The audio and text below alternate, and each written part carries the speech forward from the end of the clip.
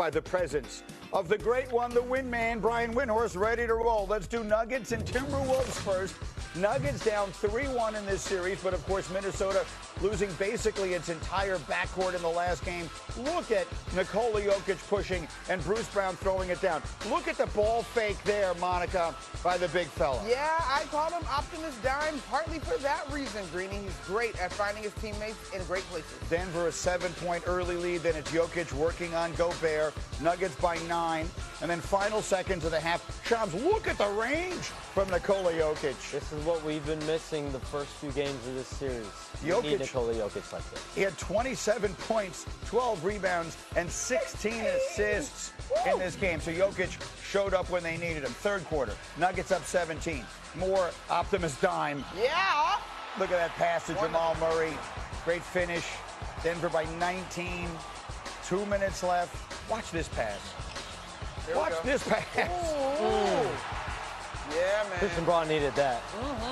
Nuggets by 21. 4 minutes to play in the fourth. Nuggets the lead's been cut to 13. We're sort of in a game here, and then we're not. Defense turns into offense. Murray the other way. Yeah, this was great to see from the Denver Nuggets. An emphatic response, capitalizing on an opportunity with the T-Wolves wounded. That's what they had to do. And then this weirdness at the end of the game. I don't know exactly what happened. He didn't want the turnover, Greeny. Yeah, Jokic hands the ball over and then tries to take it back. His stat sheet.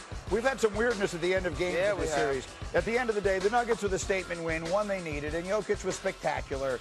Shows why he's one of the best playoff performers ever. It's his 23rd career playoff triple-double.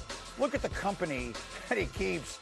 Only Magic and LeBron ahead of him. It's also the third time that Jokic has done that when facing elimination, meaning a triple-double. And, you know, Windy, I feel so bad for the Timberwolves because they played so well the first 4 games, certainly 3 of the first 4 games of this series, and then the devastating 1-2 punch of injuries.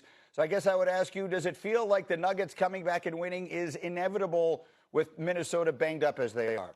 Well, I will say this. I think Game 6 is the moment for Minnesota. They did play well in the second half of this game, but this is a very unique series where one team has played so brilliantly for the first 4 games, earns a 3-1 seed, and now it's the other team that really is favored. A golden ticket has been extended to Denver because of those injuries. You could see instantly last night Minnesota's offense being off. They obviously only put up 96 in this game, and it gave life to Denver. It gave life to their momentum. They had not cracked. This is one of the best offensive teams in the league. They had not cracked 100 in Games 3 or Game 4.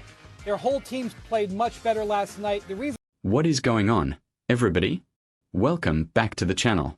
The Denver Nuggets are still alive. Down 3-1 in the series, facing elimination at home, they came out and absolutely dominated the Minnesota Timberwolves 125-113.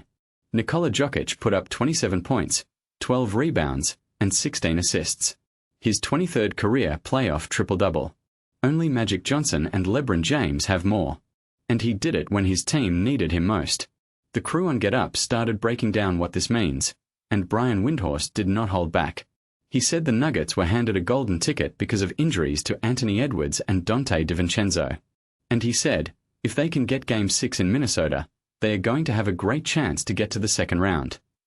Let me show you exactly what he said. Roll the clip. Did you catch that? Let me break this down because Windhorst made some fascinating points. First, he talked about how the injuries changed everything. He said, this is a very unique series where one team has played so brilliantly for the first 4 games, earns a 3-1 lead, and now it's the other team that really is favored. A golden ticket has been extended to Denver because of those injuries. And you could see it instantly. The Timberwolves' offense was off. They only put up 96 points in this game. And it gave life to Denver. Windhorst said, they had not cracked 100 in Game 3 or Game 4. Their whole team played much better last night. The reason Jokic got 16 assists was the role players hitting hots. Spencer Jones, Christian Braun, Cam Johnson. That has gotten them back on a roll here. Now, let's talk about the injuries. Shams Charania reported that Anthony Edwards is out for this series. He has a bone bruise in his left knee from a hyperextension. He avoided ligament damage, but it is going to be at minimum 2 weeks. That means he will not be back for Game 6, and even if the Timberwolves advance, he might not be ready for the start of the second round. And Dante DiVincenzo is out with an Achilles injury. So, the Timberwolves are without their entire starting backcoat. That is devastating. Windhorst said, "They lost their starting backcoat. It's not much of a surprise. They had an insane number of turnovers in the first half of this game." But here is the thing. In the second half, the Timberwolves essentially played Denver even. Windhorst said, "If you're Minnesota, you're saying in the second half, we can play that way and stitch together 48 minutes. So, it is not impossible. The Timberwolves have a fighting chance at home in Game 6. Now, let's talk about the other injuries. Aaron Gordon has a bad calf strain. He missed Game 5, and the Nuggets are preparing to be without him for Game 6. Windhorst said, "A lot of it is protecting him from himself. This isn't a do-or-die game situation right now. This is in the middle of the series. Guys are playing at a high level of energy. Aaron Gordon, I think the preparation is for him to be out." So, both teams are B and G'd up. But the difference is that the Timberwolves are missing their two best ball handlers. The Nuggets are missing a defensive specialist. That is not the same. Monica McNutt, who is filling in, said she still believes the Timberwolves have a chance.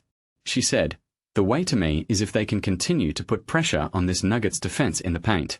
Julius Randle is a key guy that could potentially be the cog with the absences. He's done it before at other points in his career. This team just needs one. And the thing that makes me believe that they can get the one is I think there is a grittiness about this group that just hasn't quite been accounted for as we discuss them this season." That is fair. Julius Randle had 27 points last night. He is capable of carrying the offense for one game. Ayo Dosunmu had 18 off the bench. If they can get contributions from everyone, and if they can force turnovers, and if they can protect home court, they can force a Game 7. But here is the reality. The Nuggets have the best player in the world. Nikola Jokic is averaging a triple-double in this series. He has woken up. And as Windhorst said, if they can get Game 6 in Minnesota, they are going to have a great chance to get to the second round. I am not ready to say the Nuggets are going to complete the comeback. But I will say this, the momentum has shifted. The Timberwolves are wounded. The Nuggets are healthy. And Jokic is playing like the MVP he is. If the Nuggets win Game 6, all the pressure shifts to Minnesota for a Game 7. And in a Game 7, anything can happen. But the Nuggets have the best player in the world. And that is a hell of an advantage. I want to know what you think. Can the Timberwolves close out the series in Game 6? Or will Jokic force a Game 7 and complete the comeback? Let me know in the comments. I read every single one. If you enjoyed this breakdown, hit that like button. It really helps the channel. And subscribe if you want to stay locked in. We are building something real here. See you next time. Peace.